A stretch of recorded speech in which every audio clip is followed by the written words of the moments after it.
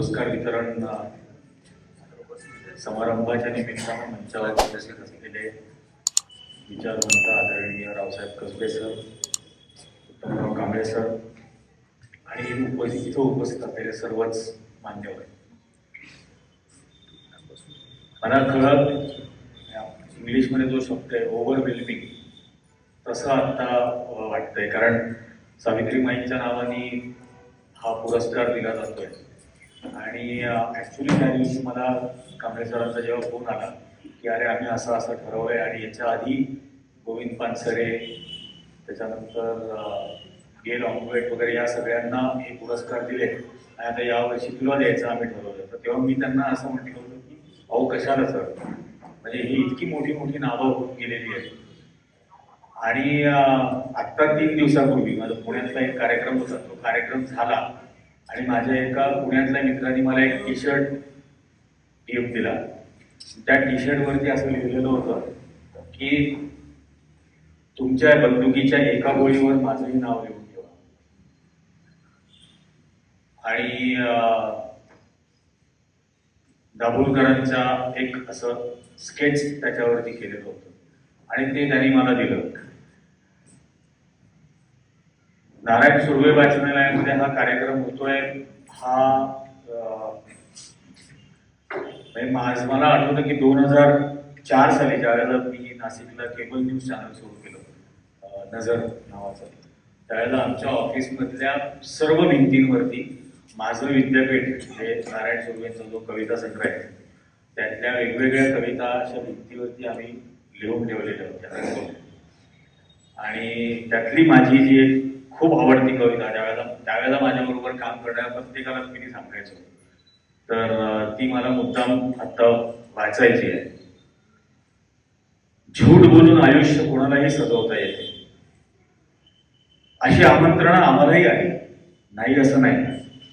असे किती हंगाम शिळ घालत गेले घरावरून, शब्दांनी डोळे उचलून पाहिलेच नाही असेही नाही. शास्त्र्याने रडवावा अर्थ आम्ही फक्त टाळच फुटावे, आयुष्याचा अनुवादच करा सांगणारे खूप नाही तसे नाही. असं इमान विकत घेणारी दुकानं पाड्या पाड्यावर, डोकी गहाण टाकणारे महाभाग नाहीत असेही नाही. अशा बेईमान उजेडात एक वाट जपून ठेवताना विचता विचता स्वतःला सावरलंच नाही असंही नाही. ही इतकी मला त्यावेळेला कविता आवडायची. आणि आज आपण जे सगळं पाहतोय आजूबाजूला की डोकी गहाण टाकणारे महाभाग हे आपल्याला आज तर चौकात दिसत आहेत होर्डिंगवरती. आणि हे जे सगळं एक उन्माद निर्माण करण्याचा प्रयत्न गेले काही दिवसांपासून होतोय आणि तो अजूनही काही दिवस चालू राहील, पण हे उतरेल भूत जे आता या राम मंदिराच्या नावाने उभं करण्याचा प्रयत्न केला जातोय. आणि मी त्या बाबतीत दरवेळेला एकच गोष्ट सांगत असतो की अख्खं रामायण आमच्या नाशिकला घडलं कारण साधूच्या वेशात येऊन सीतेला फसवून तिचं अपहरण रावणाने केलं. आणि म्हणून रामाने रावण दळाला सुरुवात केली की लोकांच्या लक्षात राहावं, साधूच्या वेशात येणाऱ्यांपासून सावध राहावं. आणि आजही तेच होतंय. लोकांना फार त्याच्यामध्ये असं वाटायला लागलंय की शंकराचार्यांनी विरोध केला, मंदिर अपूर्ण आहे, 3 वर्ष लागणार आहे, तरी याची प्राणप्रतिष्ठा करण्याचा अट्टास केला जातोय. एका बाजूला राम हा धोब्यानी प्रश्न विचारला तर सीतेला अग्निपरीक्षा घ्यायला लावत होता आणि हा महाभाग शंकराचार्याचंही ऐकत तयार नाही, अशी आत्ताची अवस्था. पण याच्यामध्ये सुद्धा शंकराचार्यांच्या आक्षेपाची बरीच कारण आहेत. शंकराचार्यांना अपेक्षित असलेली अभिप्रेत असलेल्या व्यवस्थेमध्ये हे बसत नाहीये. त्यामुळे त्यांच्याशीही सहमती दाखवण्याचं काही फारसं काम नाही, किंबहुना त्यालाही विरोध असायलाच हवा. या सगळ्या बाबतीमध्ये मुळामध्ये मंदिर वही बनाएंगे म्हणून जो देशभर द्वेष पसरवला, म्हणजे त्या रथयात्रेपासून एक उन्माद या देशभरामध्ये निर्माण केला, दंगली केल्या, हजारो लोकांचे बळी घेतले. त्या पाडलेल्या मशिदीच्या जागेवरती हे मंदिर बनतच नाहीये. ती मशीद आजही सरकारच्या ताब्यामध्ये आहे. तिथून 3 किलोमीटर अंतरावरती 60 एकर जमीन जी नरसिंहराव सरकारने अक्वायर केली होती त्यावरती हे मंदिर बनवलं जात आहे. मग मंदिर अगर कहीं और बनाना था तर वही बनाएंगे म्हणून लोकांना मूर्ख का केलं आणि हजारो लोकांचे बळी का घेतले? आपल्याला हे प्रश्न विचारावे लागतील. आणि म्हणून मी म्हटलं की हे दोघी गहाण ठरणारे महाभाग आपल्याला चौका चौकात दिसत आहे, अक्षरशः चौका चौकात. आमच्या बिल्डिंग मध्ये आले होते त्या अक्षरा बोर्ड बिल्ड लावून अक्षदा. अरे म्हणलं येण्यानं तुम्हाला अक्षदा का अक्षता हे पण कळत नाहीये. अक्षदा काय बोर्ड लावले? कमीत कमी तो शब्द त्याचा अर्थ काय हे तर समजून घ्या ना. जे काही तुम्ही करायला पाहताय ते, आणि मुळात सुप्रीम कोर्टाच्या आदेशाप्रमाणे हे बनतंय. सुप्रीम कोर्टाच्या आदेशाप्रमाणे मस्जिदही बांधायची आहे. मग तेव्हा काढाल का मिरवणुका? मग तेव्हाही अशाच मिरवणुका काढाव्या लागतील, तेव्हाही नॅशनल हॉलिडे जाहीर करणार का? हा किती मला तर धक्काच बसला. नॅशनल हॉलिडे हा बिंडोकपणाचा कळस झाला. आता सर सांगत होते डार्विनच्या सिद्धांताबद्दल.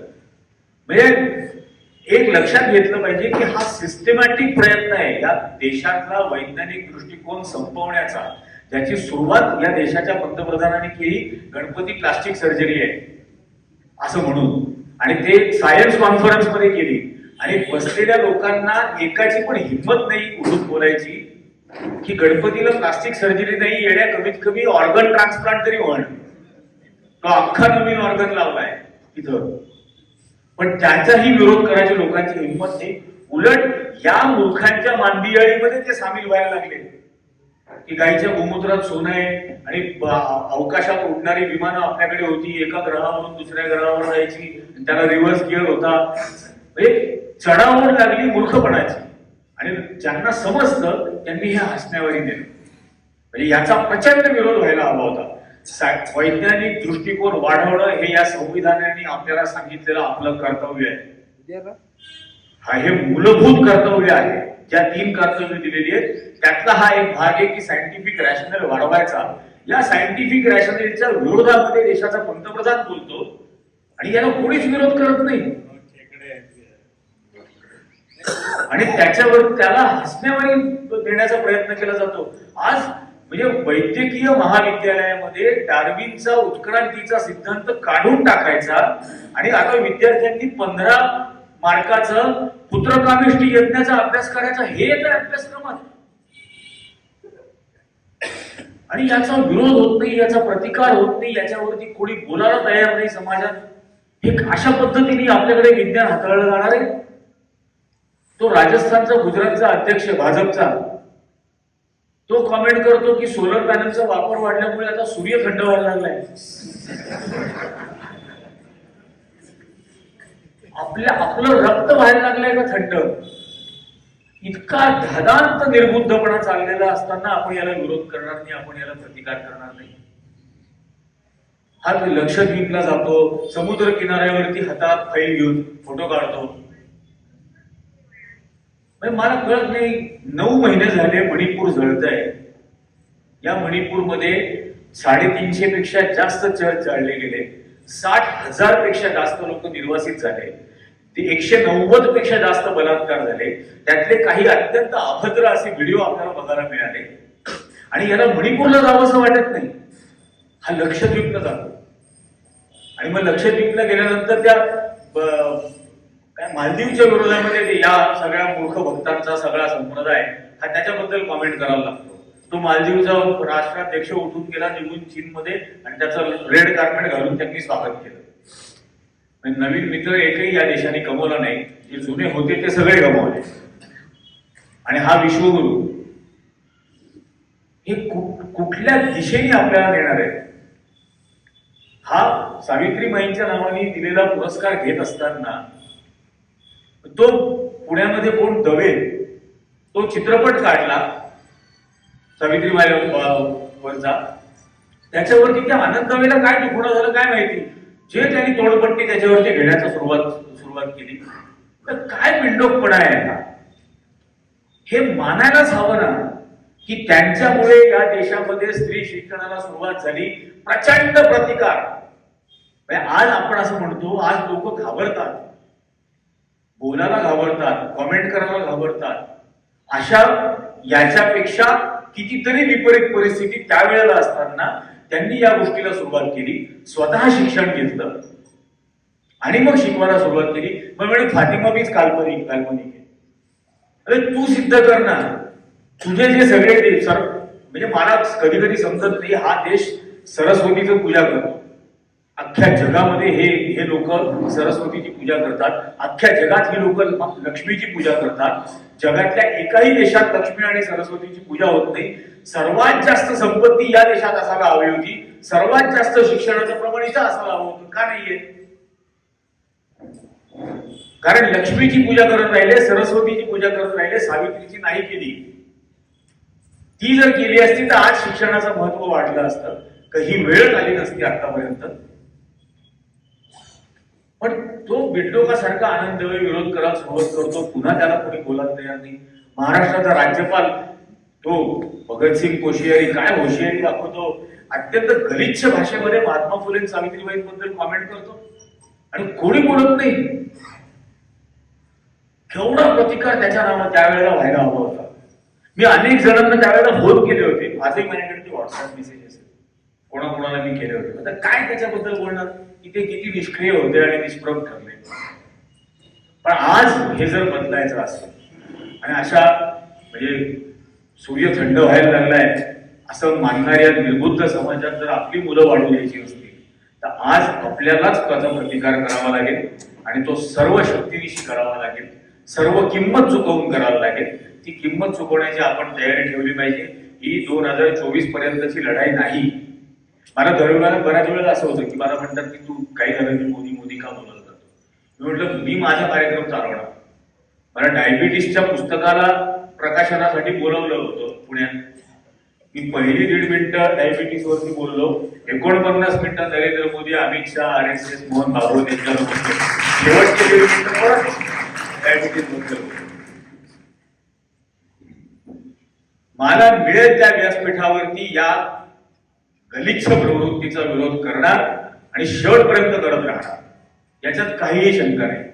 आज मी जास्त वेळ बोलणार नाहीये, पण आज हा पुरस्कार मिळालाय. या पुरस्काराची जी रक्कम आहे, माझी अशी इच्छा आहे की त्यातली त्या 21,000 10,000 रुपये विचार जागर फाउंडेशनच्या हे विचारांचा जागर निर्माण करण्याच्या कार्यक्रमासाठी मला देण्याची इच्छा आहे. 10,000 रुपये याच नारायण सुर्वे वाचनालयाच्या जी नवीन म्हणजे इमारत बांधायची आहे, तर त्या इमारत बांधण्यासाठीचा निधी म्हणून 10,000 रुपये मी त्यासाठी दिले आणि 1,000 रुपये मी यावेळेस ठेवेल. कारण की या पुरस्काराचाही सन्मान झाला पाहिजे. त्याच्यामुळे माझी इच्छा आहे त्याप्रमाणे त्याचा स्वीकार करावा. मला हा पुरस्कार देऊन माझ्यावरती खूप मोठी जबाबदारी आपण टाकली. याबद्दल अगदी मनपूर्वक आभार. सर्व शक्तीनिशी सर्व किंमत चुकवून ती निभावण्याचा मी पूर्ण प्रयत्न करेन इतका आश्वासन आता देतो. आज इथं बोलवलं याबद्दल पुन्हा एकदा सर्वांचे आभार मानतो. जय हिंद, जय भीम, जय महाराष्ट्र.